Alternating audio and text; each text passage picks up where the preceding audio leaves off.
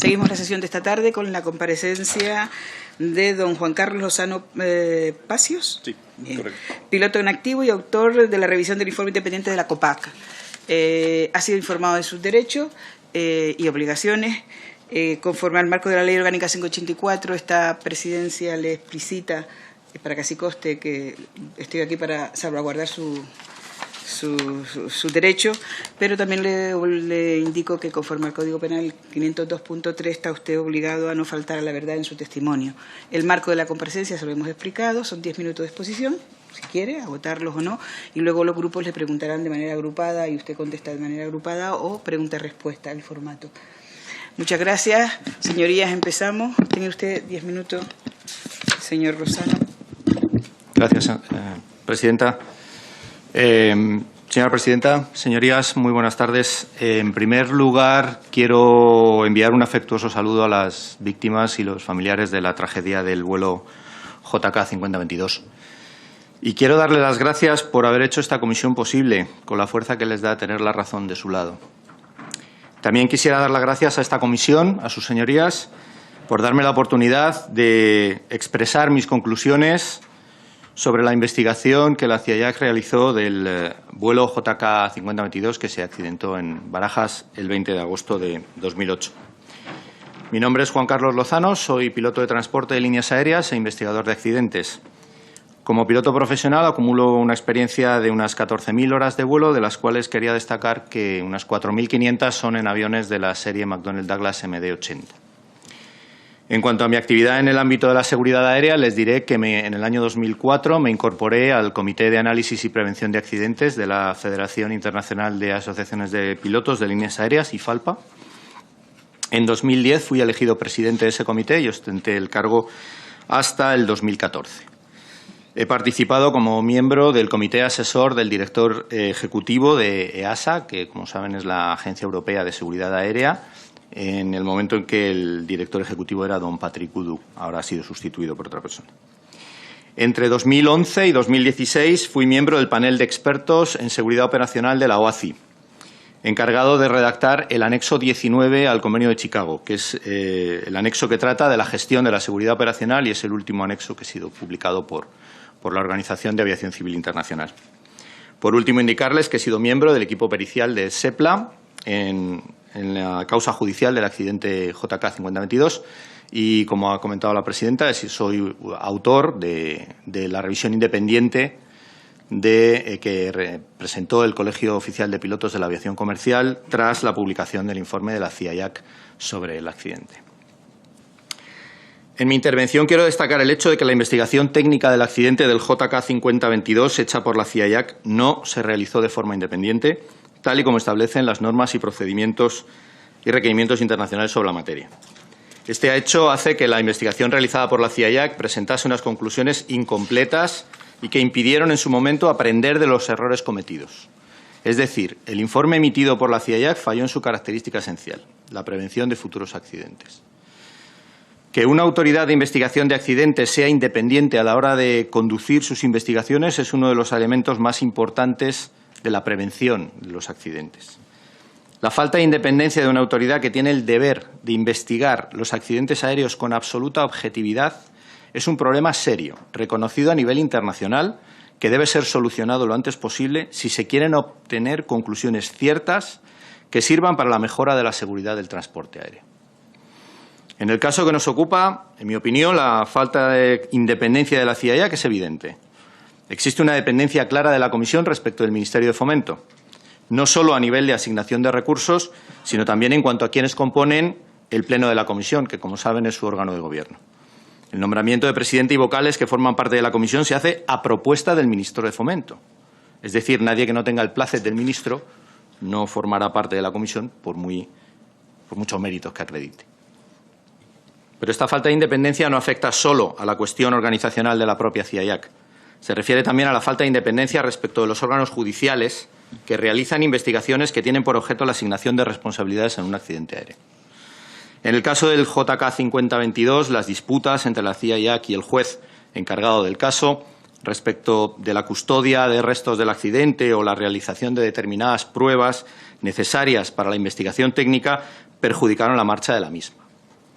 pero quizás el mayor perjuicio vino de la posible influencia que podía tener el informe de la CIA-JAC en el proceso judicial. Para un experto en investigación de accidentes es fácil observar cómo en el informe de la CIA-JAC se evitó mencionar determinados aspectos que tuvieron una influencia directa en el accidente, por miedo a posteriores implicaciones legales. No cabe otra explicación al observar que el fallo del sistema de aviso de configuración de despegue, el célebre TOWS, así como su defectuoso diseño, no sea considerado una causa del accidente, o que la existencia de terreno abrupto en el lugar del accidente no sea considerado un factor contribuyente al mismo. Resulta comprensible la indignación de víctimas y familiares, así como de los profesionales de la aviación, al afirmar que el informe de la CIA-JAC fue una oportunidad perdida. El informe técnico A32-2008 de la CIA-JAC es un caso claro de un informe que no ha servido para su propósito principal debido a la falta de independencia de la investigación técnica y a la influencia de un proceso judicial que hizo olvidar a la CIA-JAC cuál era su labor fundamental: determinar todas las causas o factores intervinientes en un accidente y recomendar las medidas necesarias para evitar la repetición de un hecho similar. No me entiendan mal, señorías. En ningún caso mi intención es limitar o perjudicar en ningún modo los procesos judiciales de investigación de accidentes. La justicia es un pilar fundamental de la sociedad y así debe seguir siendo. Pero estoy convencido de que ambos procesos, el judicial y el técnico, pueden discurrir por vías paralelas.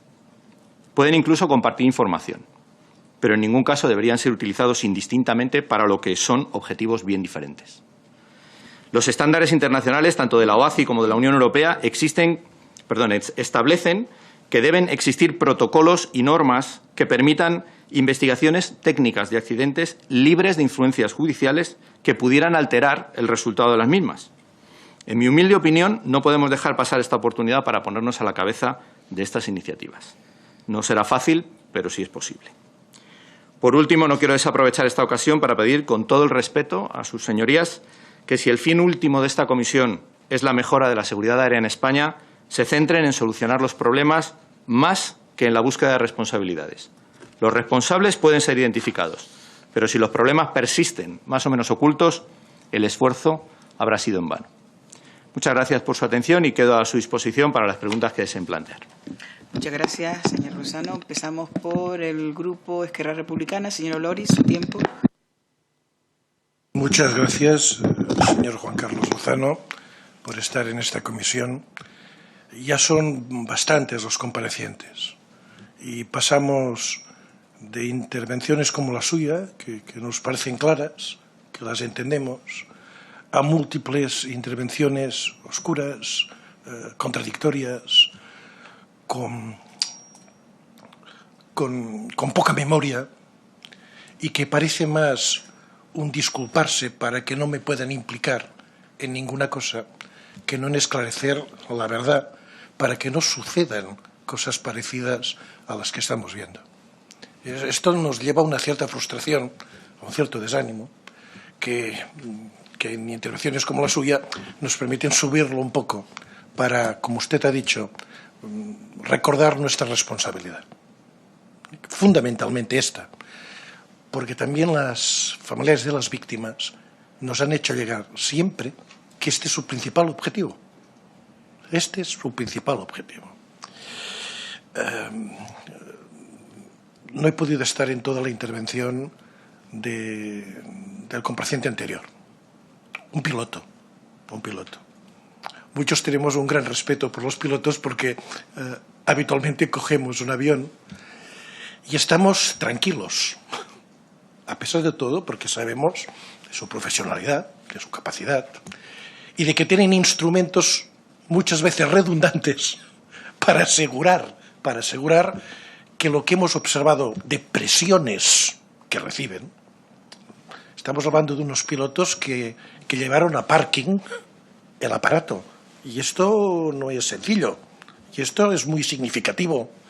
Sabemos que la empresa estaba en crisis, con todo lo que representa. A mí lo digo sinceramente, me ha roto el corazón las afirmaciones tan redundantes y tan potentes de que la culpa la tenían los pilotos y que no hicieron lo que hacen todos los pilotos y en todas las circunstancias. Y si no lo hicieron, hemos de investigar el porqué. Y esto es un elemento que a mí me parecía que antes de hacer las preguntas había de hacer la afirmación o lo digo, o reviento. Y lo digo con toda tranquilidad, o reviento al final, ¿no? Porque no puede ser. Bueno, ahora paso a las preguntas. Y la primera, ¿puede explicarnos esta diferencia semántica que a mí también me ha preocupado de algún compareciente entre causas y factores contribuyentes de un accidente? Bueno, eso está definido por la Organización de Aviación Civil Internacional. Para entendernos entre nosotros, todo lo que es la causa de un accidente es aquella acción o inacción, es decir, por no hacer algo, que si la quitamos de la secuencia de eventos, el accidente no tiene lugar. Dentro del sentido común, es decir, si estuviéramos hablando del caso de Spanair, si no hubiera avión, no hubiera habido accidente. Eso no es una causa, obviamente.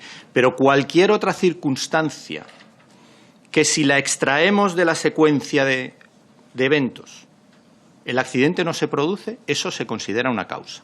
Si quiere, le leo la definición oficial de la OACI, que la tengo por aquí, la tengo en inglés, pero se la puedo traducir.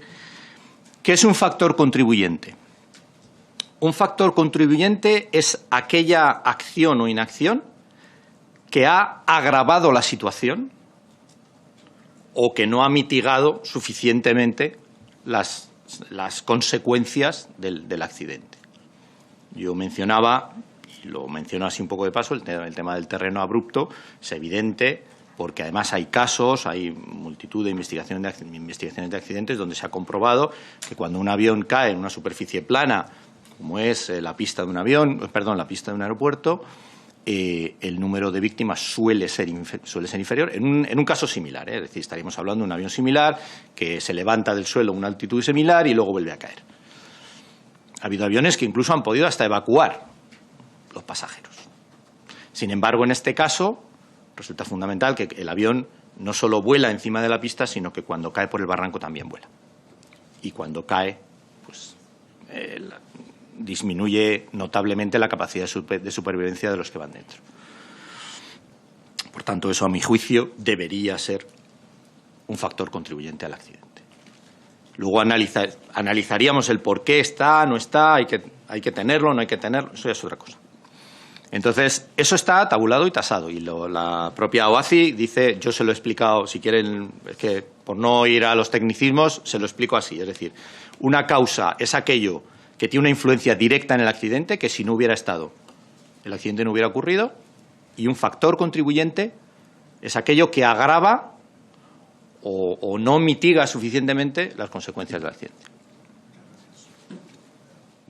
Aparte de la actuación de los pilotos, ¿qué otras causas ve usted en este accidente? Y digo causas, no factores contribuyentes. Bueno, si analizamos esto que hemos dicho, para mí el hecho de que el avión salga del parking la segunda vez después de que ha habido una acción de mantenimiento y ese avión se ponga en vuelo, para mí eso debería ser considerado una causa. Digamos que ahí está un poco el origen de lo que deviene a continuación. En primer lugar sería eso. Es decir, yo creo que hay una deficiente actuación por parte de los técnicos de mantenimiento o del departamento de mantenimiento en general. No sabría especificarle ahora mismo, pero sí es evidente que el hecho de que ese avión que ha vuelto al parking, que tiene una avería, que no se ha analizado bien esa avería, sino que se ha mitigado simplemente un síntoma y no se ha analizado hasta dónde puede llegar eso genera que el avión tenga un defecto oculto, que además la tripulación no esté pensando en lo que tiene que pensar, que estén discutiendo entre ellos si esto va a funcionar o esto no va a funcionar, y con el tercero les dice esto ha sido una chapuza y tienen dudas. Por supuesto, la tripulación, como usted ha comentado. Indudablemente, el fallo del Take-Off Warning System es una causa. Si el Take-Off Warning System, o el sistema de configuración de alerta de despegue, si lo queremos decir en español, funciona, ese accidente no tiene lugar. ¿Qué pasa? No funciona, o por lo menos no alerta a la tripulación. No queda claro en el informe de la CIA-JAC si funcionaba, no funcionaba. A mí eso me parece inaudito. Es decir, una autoridad de investigación de accidentes está para eso. O por lo menos para establecer una hipótesis, si no tiene datos. Entonces, el Take-Off Warning System, el fallo, el hecho de que el Take-Off Warning System no funcione es una causa. Y yo añadiría que el hecho de que el diseño del Take-Off Warning System es como es y no es redundante y no proporciona una alerta cuando no falla, también debería ser considerada una causa. Luego podríamos entrar en si la documentación de mantenimiento, pero eso ya forma parte de la primera parte que le comentaba. Entonces, un poco para ser más breve, yo lo analizaría en esas tres partes. Por supuesto, la actuación de la tripulación, la no resolución de la avería y todo lo que tiene que ver con el Take-Off Warning System y su diseño y su fallo. Muy bien. A ver, se nos ha dicho que no existen pruebas concluyentes del mal funcionamiento del relé R25. Me acuerdo, le hemos hecho todo tipo de perrerías, es algo que no olvidaré, ¿no? ¿Hasta qué punto las pruebas deben ser concluyentes para establecer unas causas del accidente? Vamos a ver. Un informe técnico de accidente aéreo no es un informe pericial ni es una actuación judicial. La CIA-JAC se compone de expertos. Vamos a ver. Una investigación de un accidente aéreo es como un puzzle al que le faltan piezas. Y usted tiene que hacer el puzzle. Y le faltan piezas. Entonces, una vez que ha construido el puzzle, pues usted mira y si usted es un investigador, pues usted dice, pues mire, yo creo que lo que hay aquí es, pues no sé, imagínese, la ciudad de Nueva York. ¿Por qué? Pues hombre, no veo la Estatua de la Libertad, pero sí veo grandes edificios, veo no sé qué, parece Manhattan. Y establezco una hipótesis con lo que tengo. No necesito pruebas concluyentes. En todos los informes que publica la CIA-JAC, en la segunda o en la tercera página, viene una aclaración en la que se dice que el informe no busca y que no son necesarios medios de prueba en la investigación técnica del accidente. Por supuesto, si se pueden tener todas las pruebas, fantástico, pero siempre faltan pruebas y hay que establecer hipótesis. Y es más, tengo por aquí apuntado, la CIA-JAC utiliza frecuentemente las hipótesis. Informe técnico A055-2001. Causas, abro comillas. Aunque no han podido determinarse las causas del accidente, teniendo en cuenta las circunstancias en que se produjo y los antecedentes de sucesos similares en aeronaves del mismo tipo, se considera como causa probable del accidente una pérdida total del suministro eléctrico, bla, bla, bla, bla. Informe de la CIA-JAC. Informe técnico A013-2005, de un MD-83 de Spanair. Causas, abro comillas. Se considera que la causa probable del accidente fue una variación significativa en la intensidad y dirección del viento en el momento del aterrizaje, lo que provocó que se alcanzaran 4,11 Gs de aceleración vertical. Sin embargo, con la información meteorológica disponible, no se ha podido determinar que existieran condiciones objetivas para que se diese la posibilidad de una cizalladura en el aterrizaje. Lo cual quiere decir que se puede establecer una hipótesis con los datos que uno tiene sin necesidad de conocer absolutamente todo. No sé si le he contestado. Muchas gracias. Y la última. ¿Qué opinión le merecen las recomendaciones de seguridad por la CIA-JAC en su informe? Bueno, pues creo que han sido ineficientes, no han conseguido su objetivo. El Take-Off Warning System no se ha cambiado, no ha habido ningún cambio de diseño. Son muy similares a las que se emitieron después del accidente de Detroit 20 años antes. Entonces yo creo que establecer las mismas recomendaciones, me estoy refiriendo concretamente a todo lo que significa el diseño de la aeronave, la certificación, la aeronavegabilidad, todas esas cosas de las que se ha hablado tanto, son muy similares a las de Detroit. Por lo tanto, yo las considero ineficientes y creo que la realidad me da la razón, lamentablemente. Muchas gracias, señora Loris. Por el Grupo Ciudadanos, señora Rivera, su tiempo. Muchas gracias, señora presidenta. Muchas gracias al señor Lozano por comparecer hoy aquí. Yo creo que nos ha dado una visión, como estamos viendo en esta comisión, efectivamente coincido con mi compañero portavoz de de Esquerra, señor Oloriz, en que estamos afortunadamente teniendo comparecencias como la suya muy claras, muy contundentes, y otras que efectivamente no dicen nada o que incluso lo que dicen es absolutamente indignante, podría decir, incluso irrespetuoso sobre todo para las familias de las víctimas que están siguiendo esta comisión.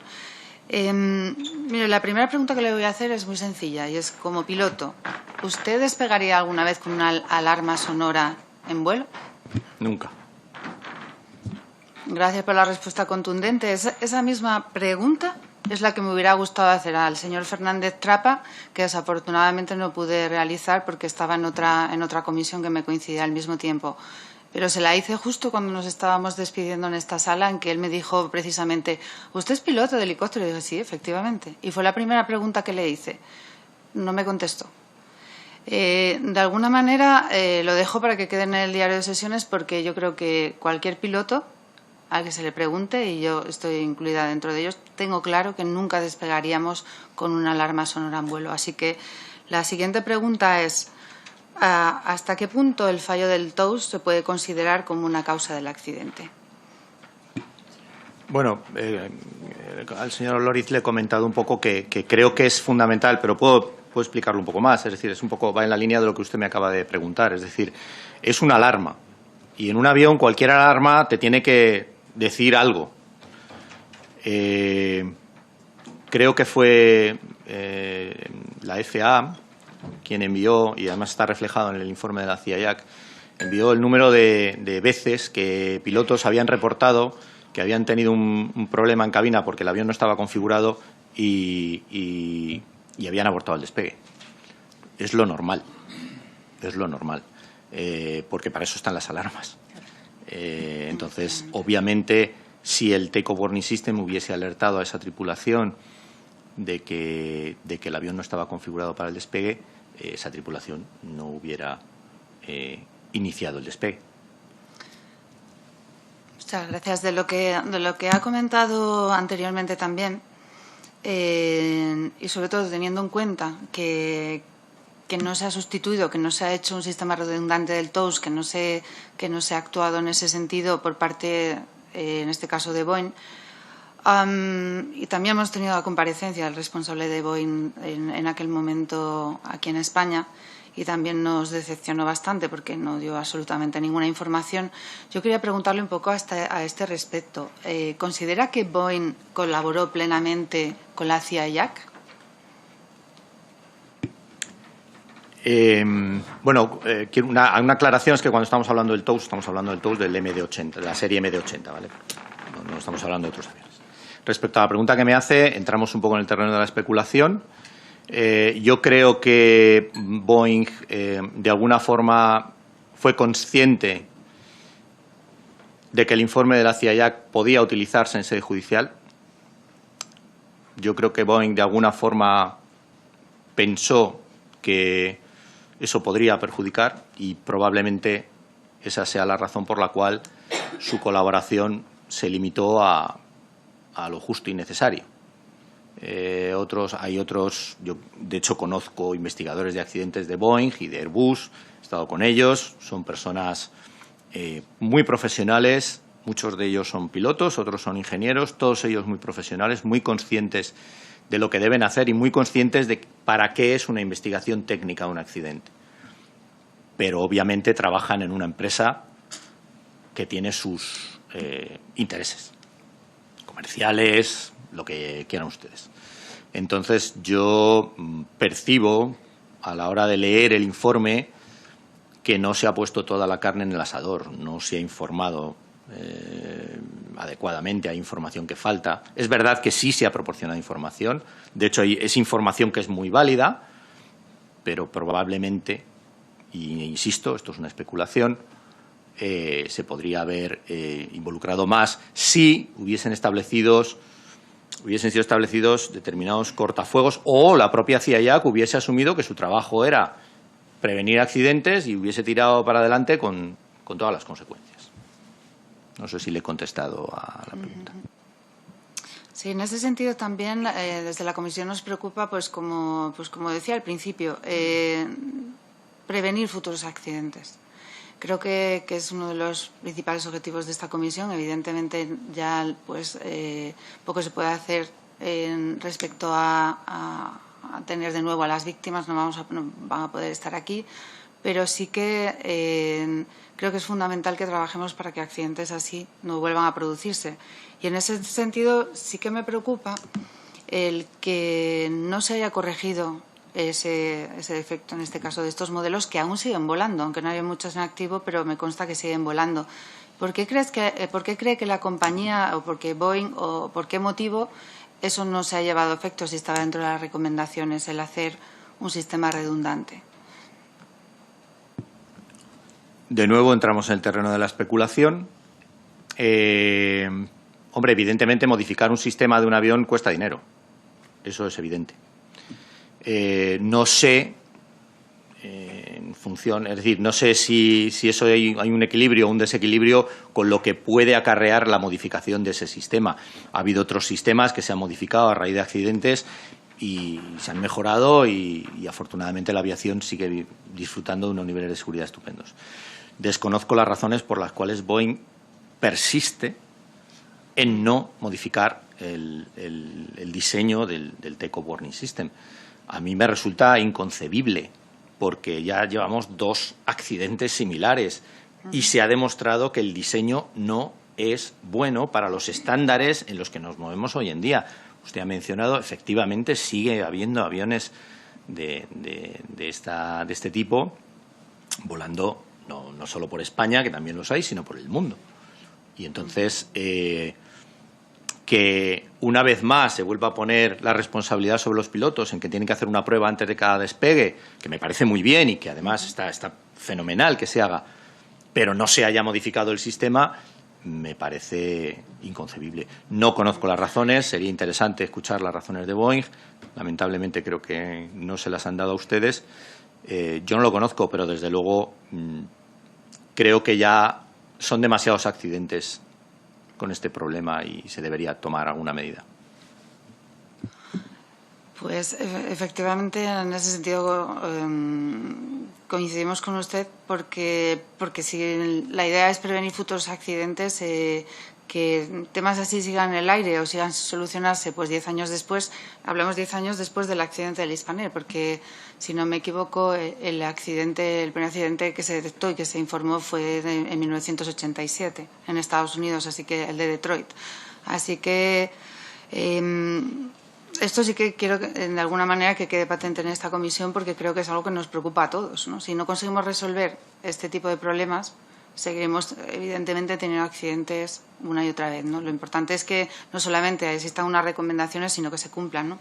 En ese sentido, hemos preguntado a las autoridades que han venido por aquí y bueno, ellos dicen que sí se están cumpliendo las recomendaciones de ese informe, pero bueno, lo que estamos viendo es que en realidad luego en algún momento de la cadena eso se rompe y, por ejemplo, el fabricante no ha hecho las modificaciones que se pedían en esas recomendaciones, ¿no?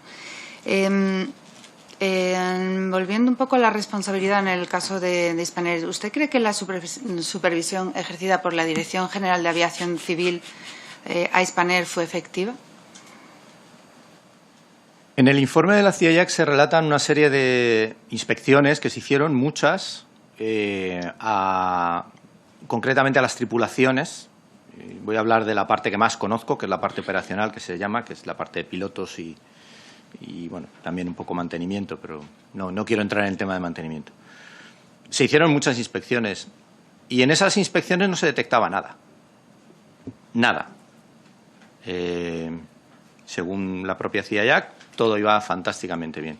Sin embargo, luego hemos descubierto pues que no había errores en los manuales, había errores de interpretación, la propia tripulación cometió errores. Luego, esto nos llevaría a pensar que la supervisión no era buena.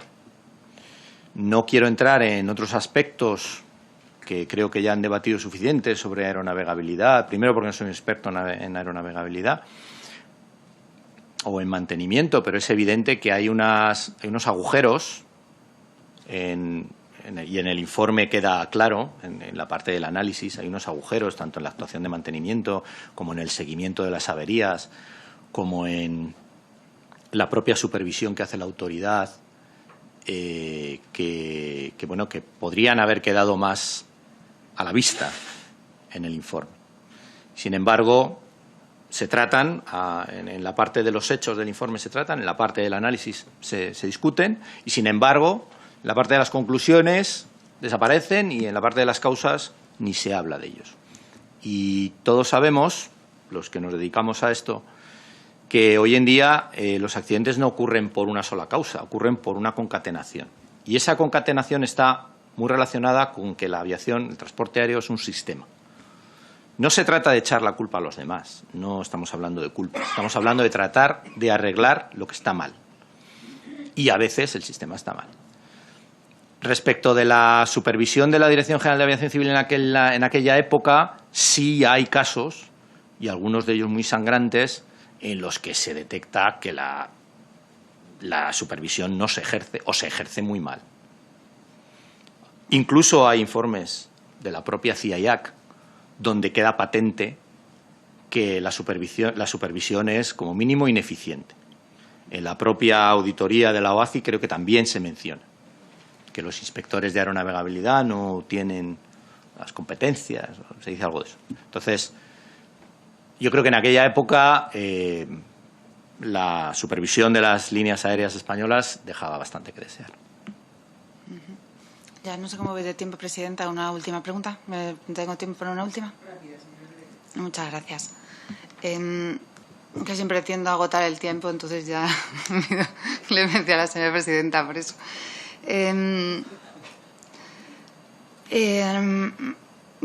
A nivel internacional, que usted ha trabajado en varias organizaciones, lo conocerá muy bien, hay varios manuales, tanto de ACI como de ASA como de la propia IFALPA, que reconocen que el nivel de estrés, de la fatiga y la precariedad laboral de los pilotos son, como mínimo, factores contribuyentes en la probabilidad de accidentes. Mi pregunta es un poco en ese sentido, desde el punto de vista como piloto. ¿Existía entonces algún modelo o existe ahora algún modelo de supervisión de estos factores mencionados por la autoridad aeronáutica? La CIAC en su informe establece que se estaba empezando a vigilar a Spanair por sus problemas económicos. Eso se determinó hace mucho tiempo, que los problemas económicos influyen en las decisiones que toma la gente, en los recursos que tiene la gente a la hora de tomar decisiones, etcétera, etcétera. De hecho, ahora mismo, la situación económica de las compañías aéreas es un factor que se tiene en cuenta a la hora de la supervisión. Y es un factor importante porque ya por fin hemos conseguido demostrar que las situaciones laborales indeseadas, que las situaciones económicas indeseadas añaden riesgos que normalmente no están, o amenazas, si quieren mejor así. Entonces, sí, efectivamente, en aquel momento existían, y de hecho en el informe de la CIAC se deja entrever que se estaba empezando a ejercer una cierta vigilancia, digamos, extra sobre Spanair por motivos económicos. Luego existía.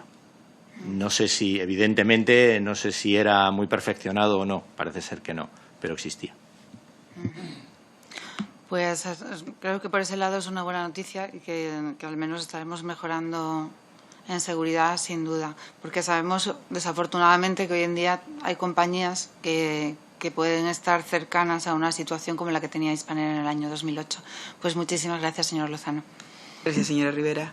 Por el Grupo Confederal Unidos Podemos en Marea, señor Vila. Gracias, Presidenta. Buenas tardes, señor Carlos Lozano, Juan Carlos Lozano. Gracias por su comparecencia, por la honestidad y la contundencia y la sencillez con la que está respondiendo, que no es habitual en esta comisión, en los comparecientes que vienen, y siempre se agradece.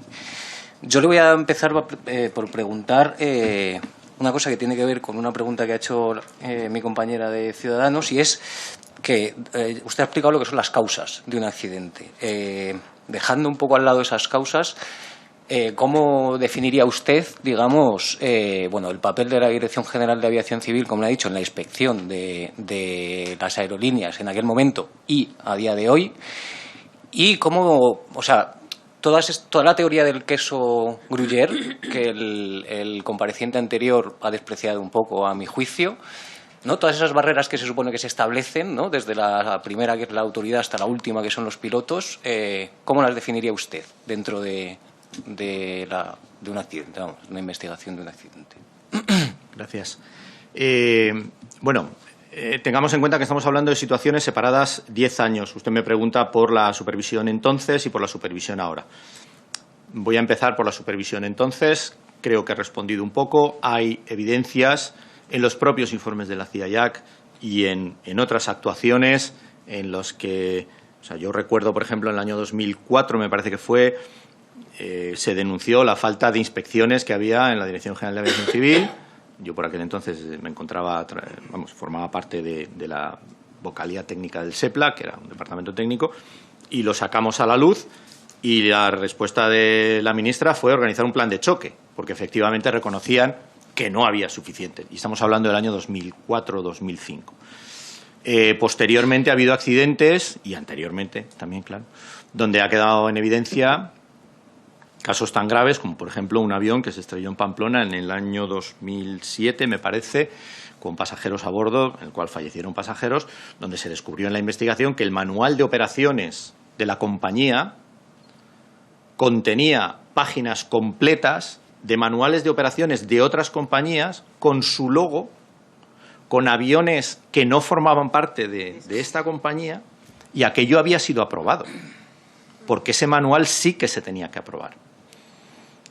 Entonces, en aquel momento la supervisión era, en mi opinión, deficiente. Ahora, ¿qué ha pasado? Han cambiado mucho las cosas. Han cambiado mucho las cosas, pero también quiero aclarar una cosa. Han cambiado mucho porque Europa nos ha obligado a cambiar.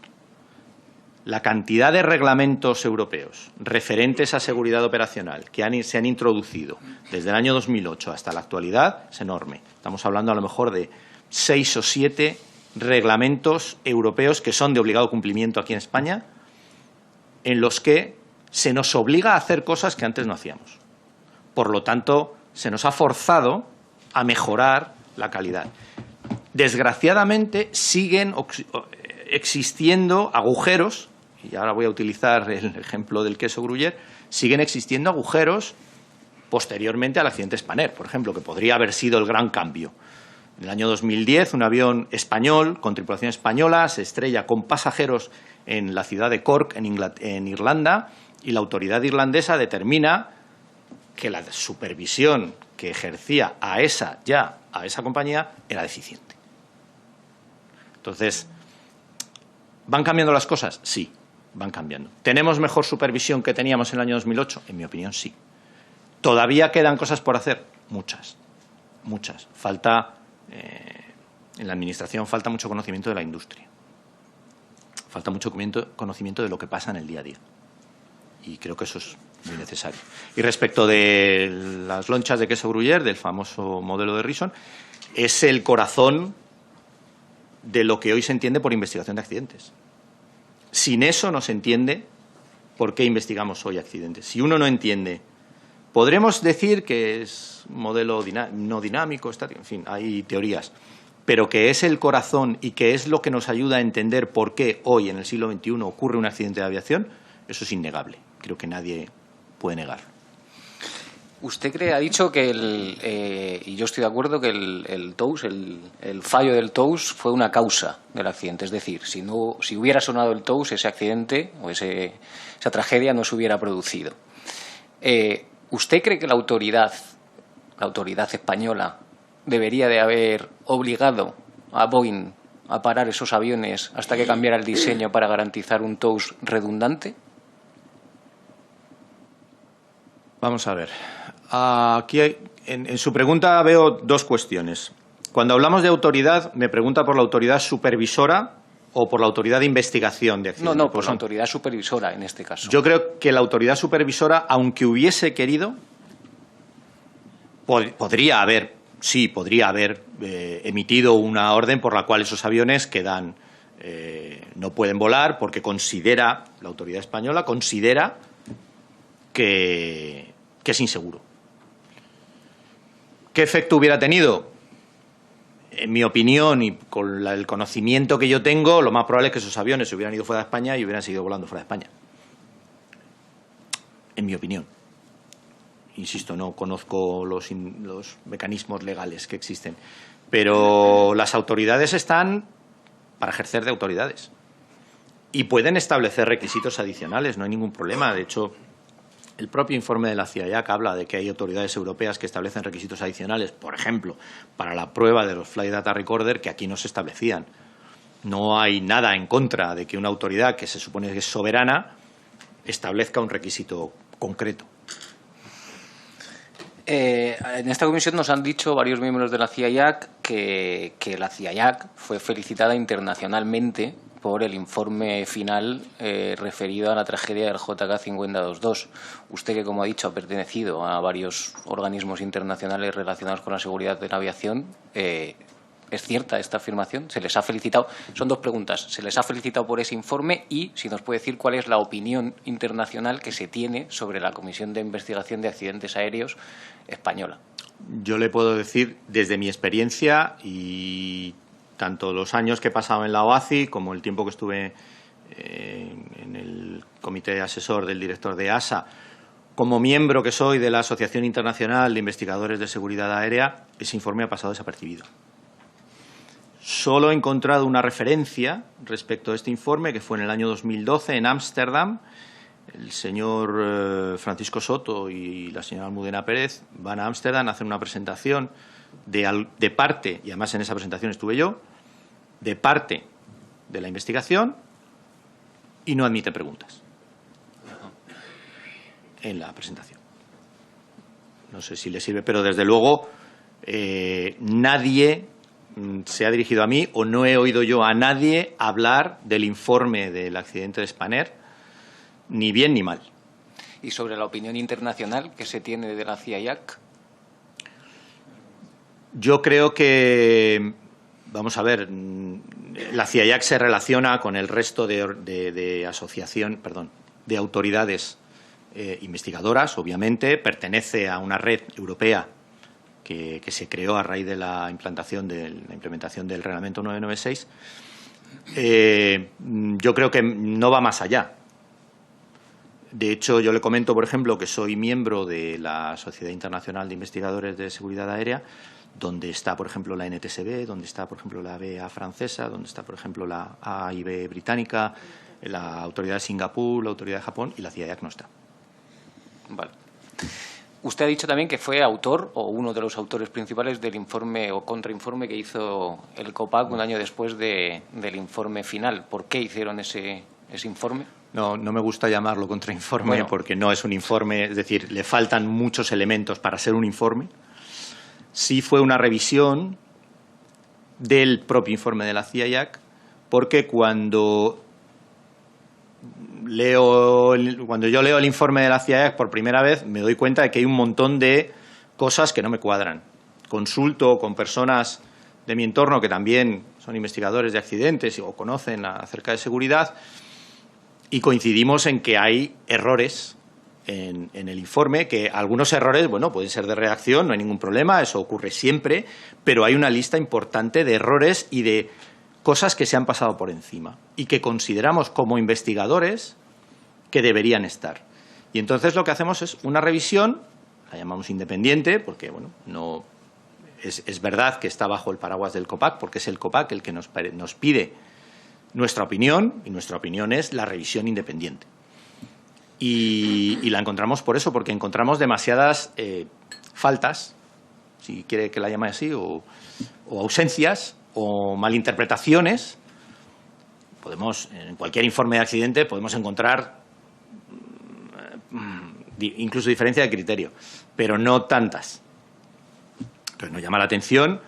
Y la idea con la que hicimos el informe era precisamente llamar la atención de la CIAIAC. De decir, oigan, creemos que ha habido demasiados errores, deberían hacer algo. Y bueno, no fue ni tenido en cuenta en ningún momento. Y por último, ¿cree usted que, ya digamos mirando al futuro, cree usted que si cambiáramos la comisión de investigación, ¿no?, el sistema de investigación de accidentes aéreos por un sistema más parecido al americano, a la NTSB, es decir, un organismo multimodal con departamentos separados y especializados para cada uno de las ramas que tienen que estudiar, que no dependiera directamente del Gobierno, es decir, que ganara en independencia del Gobierno y dependiera, por ejemplo, del Parlamento, ¿tendríamos un mejor sistema de seguridad aérea? Yo creo que sí. Es decir, creo que hay capacidad de mejora. La CIAC, tal y como está configurada ahora, puede haber mejorado, puede haberse adaptado en cierto modo a algunos requerimientos, pero creo que sigue faltando. Respecto del órgano multimodal, creo, a priori, parece que es una manera más eficiente de gestionar la investigación de accidentes. De hecho, otras ramas de la industria del transporte podrían beneficiarse de los adelantos que hay en investigación de accidentes aéreos, porque eso hay que reconocerlo, la investigación de accidentes aéreos va por delante, se utiliza incluso en medicina. Entonces, se utilizan modelos para temas de medicina. Entonces, creo que el resto se podrían beneficiar, no perjudicaría a nadie, probablemente sería un modelo más flexible, no exento de expertos, por supuesto, habría que tener expertos en cada una de las ramas, pero en mi opinión creo que sería una buena idea. Inclusive también que no dependa del Gobierno directamente. Por supuesto, todo lo que sea en ganar independencia. Creo que es el presidente de la NTSB que dice que no solo hay que ser independiente, sino también parecerlo. Entonces, creo que eso es fundamental. Que estemos ahora discutiendo 10 años después sobre la independencia de la CIAC es porque, de alguna forma, no nos lo creemos. Gracias. Muchas gracias, señor Vila. Por el Grupo Socialista, señor Franqui, su tiempo. Bienvenido, señor Lozano, y agradecer sus palabras en su comparecencia de hoy, ¿no? Primera pregunta, ¿cuál cree usted que es el nivel de seguridad del sistema aéreo español en comparación con el resto de los países europeos? Esa pregunta no se la puedo contestar, se la podrían contestar en AESA. Es decir, el nivel de seguridad ahora mismo no se mide por accidentes, se mide por unos indicadores que se llaman indicadores de seguridad, que los maneja la autoridad. Ellos establecen cuáles son los indicadores de seguridad y, en función de eso, toman las medidas oportunas. Yo esa información no la conozco. ¿Usted cree que el accidente o la tragedia del JK-52 se podría volver a repetir en España? ¿El mismo accidente? Se podría repetir en tanto en cuanto siga habiendo aviones. ¿Lo hay en España en este momento? Tipo. Que yo sepa que quedan aviones del tipo MD volando en España. No, es que lo que decía un responsable, creo que de la aviación española, que no había ningún avión de esos volando en España. Si quiere podemos comprobarlo. Pero... No, decía porque usted en una de las entrevistas que tenía afirmaba con claridad que el accidente del JK-52 se podía volver a ocurrir y ojalá me equivoque, ¿no? Y yo espero que se equivoque, lógicamente. Hombre, ha pasado tiempo de entonces y ojalá me equivocase. ¿Pero usted cree que este país no ha avanzado después del 2008? Sí, lo he dicho aquí claramente. Este país ha avanzado porque este país ha implementado normas que normalmente venían de la Unión Europea y nos han ayudado mucho. Este país ha tomado por fin una iniciativa que creo que ha sido muy beneficiosa, que es incorporar los anexos de la OACI de una manera seria, no como estaban. Es decir, los anexos de la OACI, puesto que España firmó el Convenio de Chicago, eran aplicables en España, salvo que España dijese expresamente lo contrario. España nunca dijo nada, por lo tanto eran aplicables y, sin embargo, hay multitud de accidentes de la CIAC donde se ve que los requerimientos de la OACI no se siguen. Entonces, ¿han cambiado que era su pregunta? ¿Han cambiado las cosas? Sí, han cambiado. A mejor. De verdad que aquí, se ha planteado este debate, va a ser un debate muy recurrido el del asunto de la independencia de la comisión, ¿no? Es difícil tener un termómetro de cuándo se es más independiente, ¿no? Yo no comparto el criterio que porque depende del órgano ejecutivo, del Poder Ejecutivo, ya esa comisión está excluida porque depende del Ministerio de Fomento, ¿no? Porque sería un debate peligroso. Yo sí entiendo que, lógicamente, esta comisión tiene que trabajar en la línea de buscar para que ese debate que ha surgido y que sigue permanente, de que no es independiente, desaparezca de la sociedad española, ¿no? Porque el anterior compareciente, a una pregunta mía de cómo llegó a ser nombrado miembro de la Comisión de Investigación, decía que había sido propuesta precisamente por la COPAC, ¿no? Y que, por tanto, mi pregunta obligada sería, ¿Usted cree que esta comisión actual o determinados miembros de la comisión actual o la comisión globalmente no es independiente? ¿Usted cree que cada uno de los miembros de la comisión no es independiente? Pues mire, no conozco a ninguno de los miembros de la comisión. Bueno, sí, conozco a la señora Cuerno, perdón. No sé si la señora Señor Fernández María Jesús Guerrero Lebrón, no sé si sigue siendo miembro del Pleno. Y creo que no. De miembros del Pleno creo que no conozco a nadie más. ¿No conoce al señor Fernández? Al señor Fernández Trapa no le conozco personalmente. Creo que ha estado aquí, pero no le conozco personalmente. Pero sabe que es una persona propuesta por la COPAC. Pues si usted lo dice, será así. Bueno, lo ha dicho él. Vale, pues no lo dudo. Probablemente sea así. En cualquier caso, a lo que usted me preguntaba si conozco, yo por ejemplo a la señora Cristina Cuerno la conozco y me parece una excelente profesional. He tratado con ella y aunque discrepamos en algunas cosas, me parece una excelente profesional.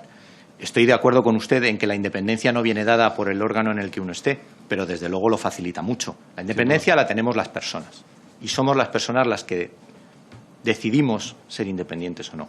Pero evidentemente el marco en el que nos movemos hace que haya personas, por ejemplo, que hayan dicho que no consideraban que fuera independiente y dimitieron. Por lo tanto, creo que tenemos criterios tanto a favor como en contra y tiene usted razón en que no necesariamente que dependa del Congreso le va a dar automáticamente la independencia, pero creo que despejaría muchas dudas. No lo digo porque en el Congreso hubo un debate que es muy recurrido en los últimos tiempos, y no referido ni mucho menos a la Comisión de Investigación, ¿no? Pero vamos, lo traigo porque creo que viene bien, ¿no? Bueno, de cómo elegimos el Consejo del Poder Judicial y, lógicamente, hay fuerzas políticas que cuestionan que son independientes cuando lo elige el Congreso y el Senado, ¿no? Por tanto, ojalá, eligiéndolo solo exclusivamente el Congreso, a los miembros de la Comisión de Investigación acabáramos con este debate. Pero yo me temo que ese debate no vamos a acabar, aunque lo nombre el Congreso, insisto, por la prueba evidente cuando hablamos del Consejo General del Poder Judicial, que es nombrado, insisto, por el Congreso y por el Senado, ¿no? Usted participó como bien ha dicho, en el informe, en la revisión del informe, y creo que usted lo ha definido bien, además es correcto como lo ha definido, respecto al informe de la Comisión de Investigación, ¿no? Pero respecto al informe pericial, que imagino que lo que no será, la diferencia, ¿cuál es su opinión respecto a ese informe pericial? ¿Se refiere al informe del órgano pericial colegiado? Exacto, sí. A mí me parece un informe que, si lo comparamos con la CIAIAC, está muy por encima del informe de la CIAIAC. ¿Pero hay mucha diferencia entre unos y otros en sus conclusiones? Sí.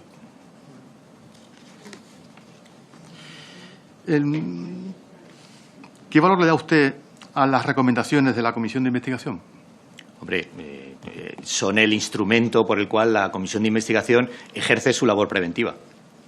Pero usted luego le doy un gran valor.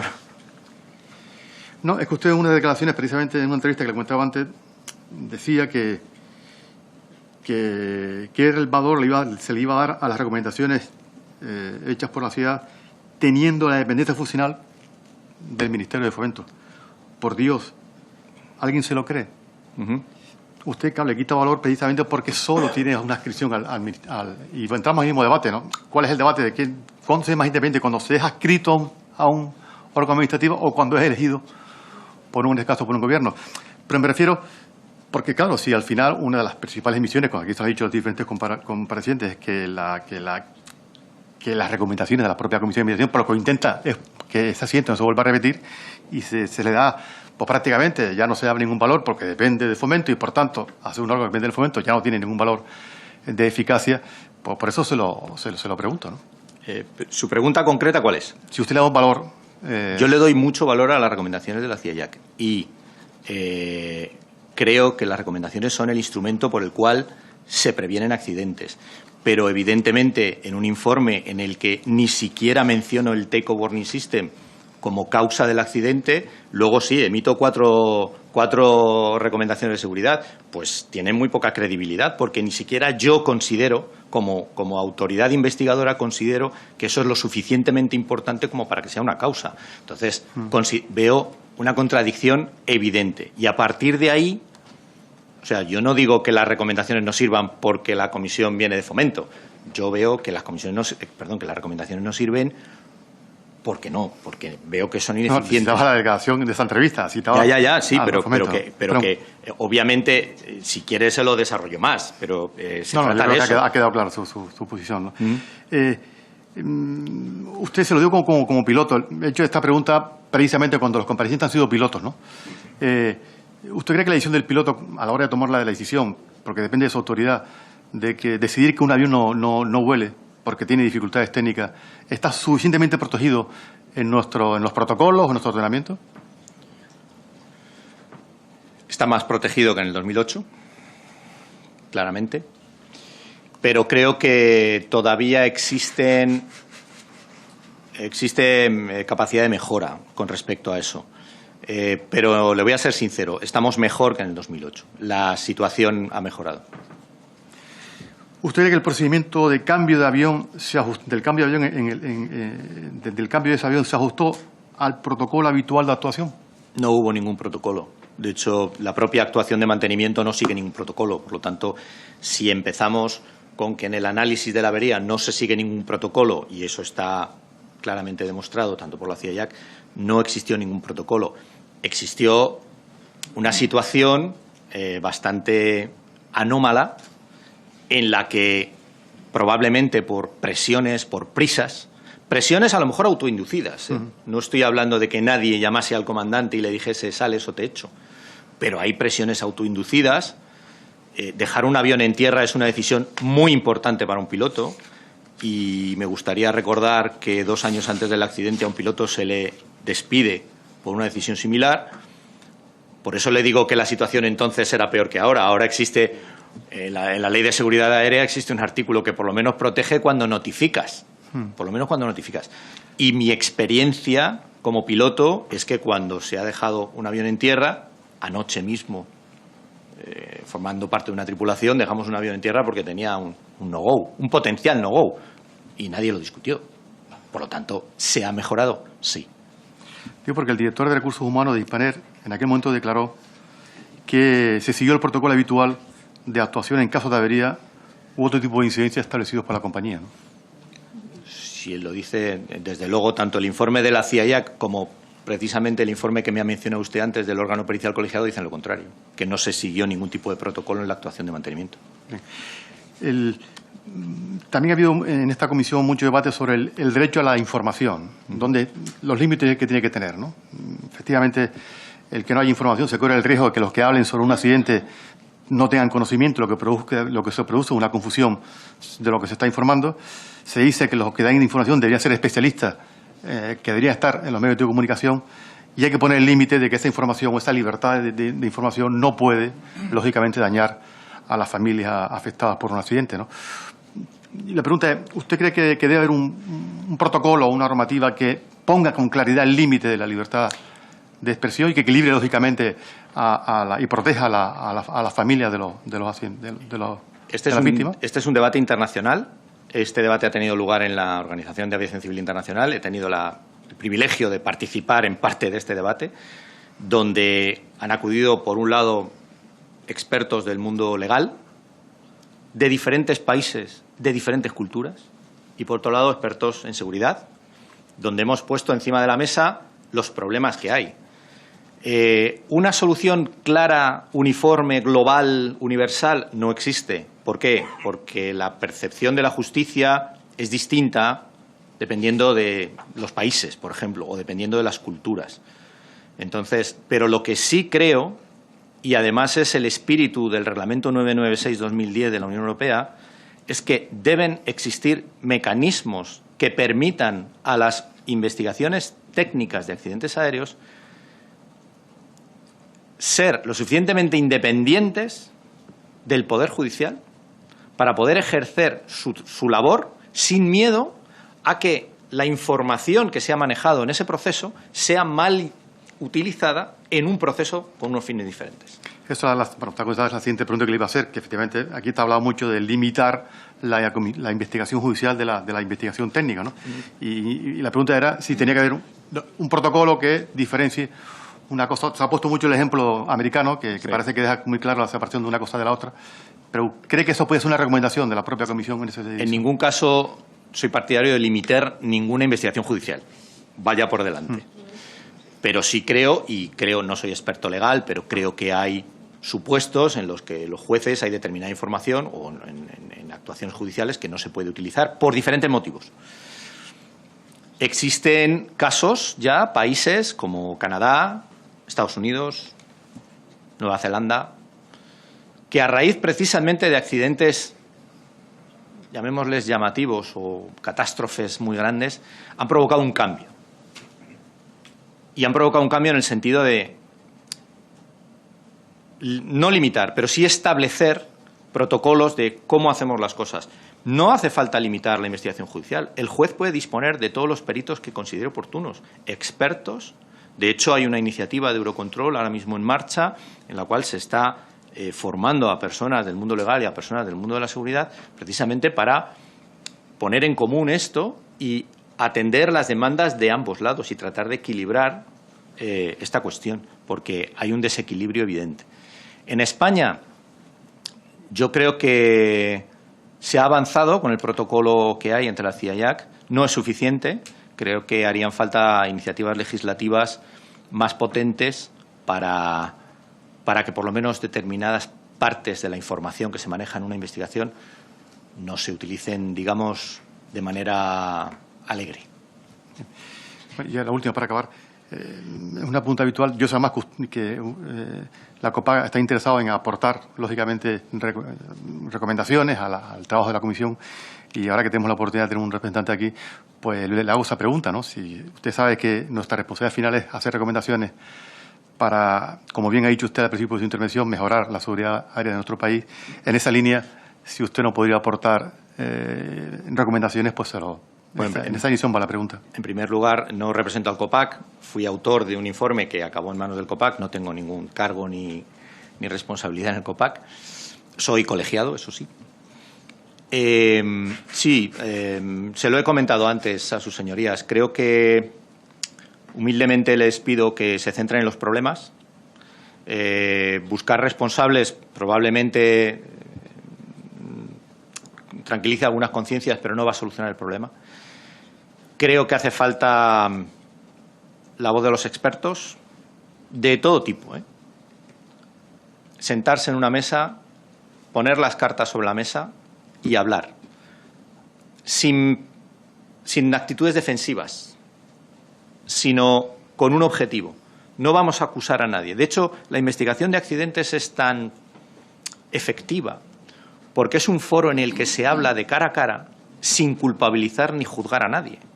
Por eso, por ejemplo, los fabricantes, la señora Rivera, en determinadas investigaciones donde se considera que no hay un juicio de valor, sino que hay una clara intención de mejorar, toda la información se pone encima de la mesa y se discute, y si algo se ha hecho mal, se cambia.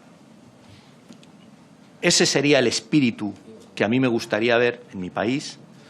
Y evidentemente imagino, no soy un experto legal, pero imagino que habrá que hacer algunos cambios y a lo mejor ustedes, creo, confío y espero que van a ser los que van a promover alguno de esos cambios. Muy bien, muchas gracias. Gracias, señor Franqui. Por el Partido Popular, señor Fole, su tiempo. Muchas gracias, presidenta. Muchas gracias, señor Lozano, por acudir a esta comisión. Como experto en muchos de los ámbitos que esta comisión tiene como objetivo intentar buscar soluciones, no solo en su experiencia nacional, sino también internacional. Quería recordarle en parte de los objetivos, y también quería un poco felicitarle, como el resto de mis compañeros, que cuanto mejor, y hemos visto, y más voluntad de explicación tiene el compareciente, mejor también es el trabajo de mis compañeros, con lo cual ya me van un poco acotando preguntas y esperemos que sea capaz de hacer algunas que también puedan darnos un poco más de luz. Le decía que algunos de los objetivos que se plantea esta comisión, también por el impulso, y quiero recordar, de la Asociación de Afectados, podríamos resumirlo en 4. Descubrir si hubo ocultaciones de la verdad. Siempre hay una nube y con diferentes comparecientes nos van incluso aumentando esa duda. Analizar la labor del informe de la CIA-IAC. Determinar la existencia de defectos en el sistema de seguridad aérea española y, con todo esto, intentar extraer recomendaciones que impidan en lo posible futuras tragedias. Ya lo menciona así también la OACI en su norma 31 del anexo 13 sobre investigación de accidentes e incidentes de aeronaves. El único objetivo de la investigación de un accidente e incidente será la prevención de accidentes e incidentes, no el propósito de esta actividad adjudicar culpa ni responsabilidad. He leído, creo que es alguna publicación suya, si no, pues a lo mejor la ha valorado, Errores humanos, aprender desde el éxito. Muy clarificadora, en donde pone un ejemplo en el que cuando algo va mal o hay algún incidente, más o menos puede calibrarse o evaluarse uno de cada 10.000 eventos de seguridad, en el 90% de los casos se le atribuye la culpa al factor humano. Y dice que entonces en los otros 9.999, que han sido con fin de éxito, también se debería atribuir al factor humano. Y no le falta razón, creo, desde una visión y una lectura sin conocimiento profundo de los aspectos técnicos. El caso, señor Lozano, es que, desgraciadamente, aquí tenemos que verlo desde el fracaso, ¿no? El fracaso y, digamos, también sentimientos que tienen los afectados después de lo que ha sucedido el 20 de agosto del 2008. Y lo hemos visto y lo hemos escuchado, además, de personas relevantes en estas comparecencias. El señor Luis Rodríguez Gil, director de Seguridad de Aeronaves, se quedaba con una sensación de fracaso. Dijo otra serie de cosas que las voy a transformar en preguntas, señor Lozano, para ver si usted me puede dar un poco de claridad en la respuesta, ¿no? Las recomendaciones, decía también el señor Luis Rodríguez Gil, las recomendaciones no son de obligado cumplimiento, quizás deberían serlo, quizás algunas. La CIA debería reforzarse con gente experta e independiente. Escuchamos la misma voz, la misma opinión, señor Lozano, de otra vez sensación de fracaso del señor Manuel Bautista, director general de Aviación Civil. La CIA no puede ser juez y parte, y también las recomendaciones deberían ser de obligado cumplimiento. Por eso, con toda razón que puede tener usted de mirarlo desde el éxito, en este caso lo tenemos que mirar desde el fracaso, porque pasado tanto tiempo y pasado tantas comparecencias, nos sigue pareciendo que esa calificación está vigente. ¿Está de acuerdo con esta percepción? ¿Está de acuerdo con que las recomendaciones deberían ser de obligado cumplimiento, que la CIA debería reformarse de alguna forma? Muchas gracias. Lo del aprender del éxito, yo soy un mero transmisor. Eso es una teoría de un señor que se llama Eric Hornagel, pero en cualquier caso le agradezco que lo haya leído y me parece enormemente satisfactorio para mí por escribir eso. Respecto de la sensación de fracaso, yo también la tengo. Yo soy piloto, formo parte del engranaje del transporte aéreo, soy investigadora de accidentes y yo a mí me hubiera gustado hacer más, haber podido ayudar, haber podido aportar algo a este proceso y, bueno, pues lo hicimos a través de una revisión independiente que, con toda humildad, pues sirvió para poco, sinceramente. Ahora estamos hablando de ella, con lo cual, bueno. Respecto de las recomendaciones, como investigador de accidentes aéreos, las recomendaciones no pueden ser obligatorias y le explico por qué. Antes he hablado de que la investigación técnica de accidentes es un foro donde fundamentalmente hay que generar confianza para obtener la información. Así se viene haciendo porque cada vez hay nace hacer obligatorias esas recomendaciones. Primero, no tiene capacidad, porque creo que ya se ha dicho aquí que no es un órgano, no sé si se llama ejecutivo, no tiene capacidad. Y, en segundo lugar, perdería esa faceta de confianza, porque, obviamente, si yo le digo a usted que esta jarra tiene un defecto de diseño y usted me va a obligar a cambiarla, pues a lo mejor no se lo digo. Esto es así. Entonces, otra cosa es que, por ejemplo, el mecanismo que estableció el Reglamento Europeo 996/2010 era un mecanismo en favor de la transparencia. Es decir, yo a usted le digo que cambie esto, que creo que debe cambiarlo, y usted me tiene que contestar y me tiene que decir por qué no lo hace. Y creo que es muy interesante, obviamente no es fácil leer el tráfico de preguntas y respuestas, en concreto, por ejemplo, de la CIA con autoridades o con autoridades de otros países, pero deja en evidencia pues algo tan sencillo como que, por ejemplo, lo que hemos hablado antes, es decir, que ha habido 2 accidentes de modelos similares con una causa común y seguimos sin ver cambios. Entonces, yo creo que la sociedad no es tonta y creo que la sociedad, si sabe esto, porque claro, es que es importante que lo sepa. Si sabe esto, la sociedad tiene que percibir, aquí está pasando algo. Y es la propia sociedad la que, por los mecanismos que usted considere,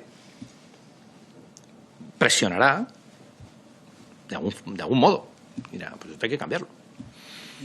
Que insista en esta pregunta, porque evidentemente yo no le hacía referencia a todas las recomendaciones, ¿no? Pero igual que hay como una categoría, sin saber entrar a definir cada una de ellas, de causas contribuyentes, factores contribuyentes, me imagino que sea en función de la importancia respecto a la causa y origen del accidente, también podría decirse, cuando la recomendación influya o afecte a una de esas causas que son, digamos, de máxima importancia, ahí a lo mejor sí se le podría plantear que fuera de obligado cumplimiento. No a todas las recomendaciones, digamos, si tenemos que cambiar la parte de abajo del vaso o no.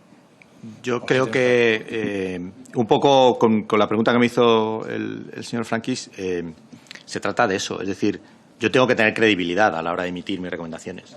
Entonces, claro, si yo emito 4 recomendaciones pidiendo que se cambie un sistema, pero ni siquiera digo que ese sistema ha causado el accidente, obviamente la fuerza de mi recomendación se pierde por el camino.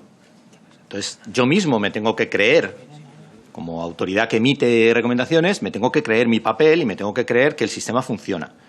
Entonces, yo creo efectivamente, aunque las recomendaciones pueden ir incluso por cuestiones que no tengan directamente que ver con el accidente, también ocurre. Y a lo mejor revelan problemas que estaban ocultos. Pero efectivamente creo que tienen que ir soportados por una argumentación potente. Y de hecho, cuando no se soportan con una argumentación potente, pues no tienen éxito. Muchas gracias, señor Lozano. Respecto a los 2 primeros puntos objetivos, no puntos, de lo que decía en un principio de esta comisión, querría preguntarle, ¿cree que la investigación de la CIAC se ha realizado con todos los medios necesarios y ha consultado a todos los colectivos que participaron en el accidente? Le voy a hacer varias ideas. Colectivos que han participado en el accidente. ¿Ha sido transparente su actuación?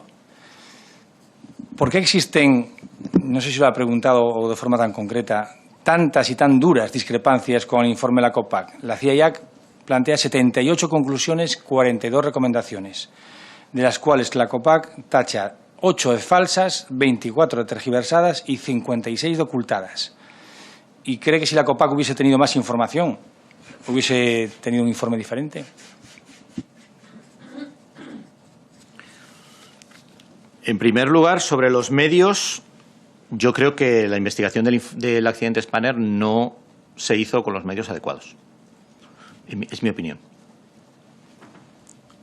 Cuando uno tiene un panorama como el que teníamos aquel día, bueno, en aquellos días, que era un accidente muy grave, una investigación que iba a ser muy compleja, de hecho duró 3 años, casi. Yo creo que en aquel momento la CIAC no estaba preparada para semejante investigación. Es verdad que se usaron expertos para determinadas áreas, incluso alguno de los expertos provenía del propio Colegio de Pilotos, porque efectivamente la CIAC no tenía el conocimiento, digamos, propio para cometer semejante tarea. Pero a mí, viendo el producto final, que es el informe de la CIAC, a mí me revela que efectivamente no hubo ni medios adecuados. Le voy a poner un ejemplo, y a lo mejor es un poco extremo. El accidente del Airbus 330 de Air France que se cae en el Atlántico, cerca de Brasil, se cae al mar, en el que mueren todos los ocupantes del avión. Aquello se tarda 1 año y pico en encontrar los restos del avión, no se sabe dónde ha caído. Se monta una operación de rescate bestial, donde el Estado francés se implica. Aquello dura mucho tiempo, pero al final lo encuentra. Y al final obtienen el Flight Data Recorder, o sea, obtienen los grabadores, obtienen pruebas, obtienen... En aquel esfuerzo, y por favor no me lo tomen como un modelo a seguir, pero solamente para que vean un poco la entidad. En aquel esfuerzo se calcula que se invirtieron unos 34 millones de euros. Implicación total por parte del Estado, porque había que encontrar lo que había pasado. A mí que en el informe me digan que sí, que parece que el relé fallaba, pero que luego cuando lo probamos no fallaba, pero que va a tener que ser el relé, pero no puedo decir que es el relé porque en las pruebas no me ha fallado, a mí eso no me vale como investigador, no me vale. No me vale. A mí esa respuesta no me vale. Es decir, se debería haber hecho un esfuerzo. Y si, una vez culminados todos los esfuerzos, algo más de las 1000 perrerías esas que se han comentado aquí, seguimos sin saber lo que ha pasado, se establece una hipótesis. Y se dice, yo creo que ha pasado esto, porque para eso soy quien investiga. Y para eso estoy investido del conocimiento. Y yo creo que ha pasado esto. No se nos puede dejar así. Respecto de la transparencia, hombre, en las investigaciones de accidentes aéreos tienen una parte que es confidencial. El manejo de la información pertenece a la autoridad, así está establecido en los protocolos internacionales. Hay autoridades que son más transparentes que otras. Aquí se ha visto, por ejemplo, el ejemplo de la NTSB, que se ha comentado, que es muy... Y, por ejemplo, la autoridad canadiense hace lo mismo.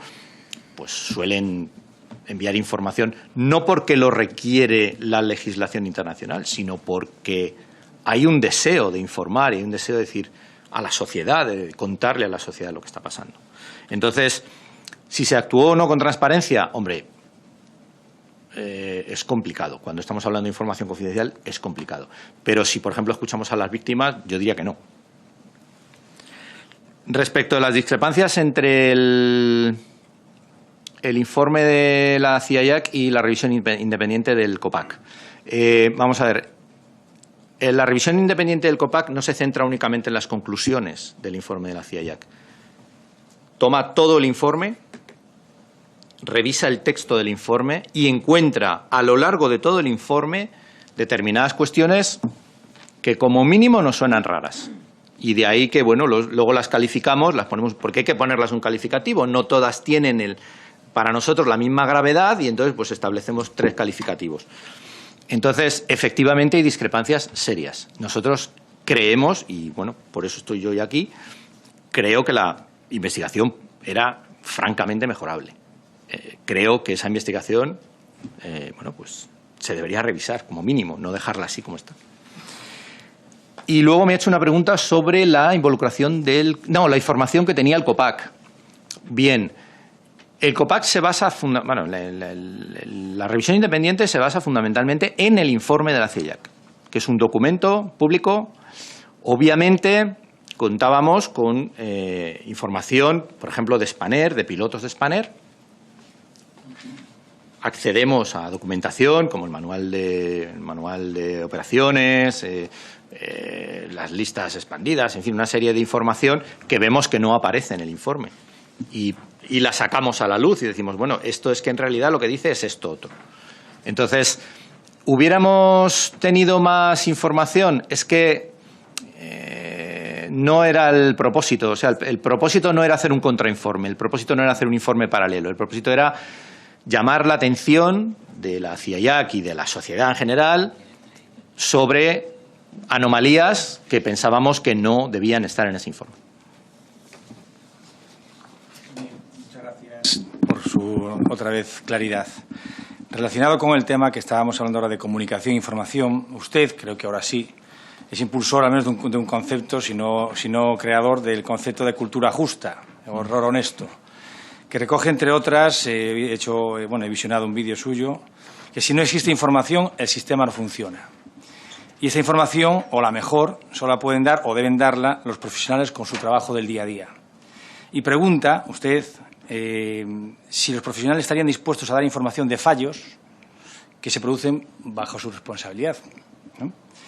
Y de ahí la importancia del concepto de cultura justa, que, si me permiten, en 2 líneas, a mis compañeros, no castigar a los operadores y demás personal de primera línea por sus acciones, decisiones u omisiones cuando sean acordes con su experiencia y capacitación, pero sin que se tolere negligencia grave o infracciones intencionadas. De ahí la incrementada un poco el concepto de error honesto, ¿no? O sea, que no exista intencionalidad ni negligencia grave. ¿Cree que como causa o factor en accidente pudo haber falta de información, falta de formación de los pilotos o quizás miedos a equivocarse o a plantear estos errores honestos o digamos, concepto de la cultura justa que pudiera estar un poco también dentro de la decisión o a veces que han calificado aquí presión o prisa por volar el avión? Le agradezco que se lea las cosas que digo y que escribo. Y no son mías, no soy tan... las tomo, en este caso, de la definición de cultura justa está en un reglamento de la Unión Europea, en el de notificación, sí. A ver, estamos hablando de momentos temporales muy diferentes, ¿vale? Es decir, el momento que vivimos ahora, con ese tipo de... Es decir, que en una legislación europea se haya incluido algo como eso, a mí me parece relevante. Para los profesionales me parece relevante. Pero vuelvo a lo de antes. Se trata de generar un entorno de confianza. Es decir, si un piloto, un técnico de mantenimiento, un operario de handling, un señalero de un aeropuerto, un ingeniero ve algo que no le gusta, que piensa que puede tener un efecto negativo en la seguridad, debería tener la confianza en el sistema como para poder hablar y decir, esto no me gusta. Es verdad que en España tenemos una legislación, la Ley de Seguridad Aérea, que permite la notificación sin que haya un perjuicio para el trabajador. Por supuesto, ha habido muchos accidentes donde la falta de información, el no levantar la mano y decir, está pasando esto, han causado daños, víctimas y daños irreparables. Una última pregunta, Presidenta. Si es muy rápida, está en exceso. Venga. Bueno, es respecto a los dos últimos objetivos de esta comisión y de una forma general. Yo, por lo que he entendido de sus conclusiones, de sus manifestaciones, achaca más a un fallo sistémico, ¿no?, en este accidente que a un fallo humano. Entonces, de una forma general, ¿qué cree que debería, un poco completando la pregunta del señor Frankis, qué cree que debería mejorarse el sistema? ¿Cree que si hoy en día se realizase, que creo que me va a decir que sí, contundentemente, otro tipo de investigación o con otros medios o pasado este tiempo, tendríamos otras recomendaciones, otras conclusiones? Y la última, ¿cree que esta, porque pone en la página 255 del informe, no se sabe por qué falló el TOWS, ¿cree que esta investigación es concluyente, finalmente? Yo creo que es fundamental, uno, tener más información, dos, contar con la ayuda de expertos que estén en el mundo real. O sea, no estoy diciendo que las personas que trabajan en la Administración y en la CIAC sean analfabetos, ni muchísimo menos. A lo que me refiero es que es necesario el testimonio de las personas que están en el día a día, ¿vale? Entonces, creo que eso es lo que falta hoy en día. Falta en la Administración, falta en la supervisión y falta en la investigación. ¿Qué pasaría si tuviéramos un accidente similar ahora? Yo quiero confiar en que las conclusiones serían muy diferentes y se quedaría claro que aquello ha sido un fallo sistémico en el que hay que actuar sobre distintas áreas, no solamente en reeducar a los pilotos para que hagamos las cosas bien. No sé si le he contestado. Perfectamente. Gracias, señor Foles. Una aclaración.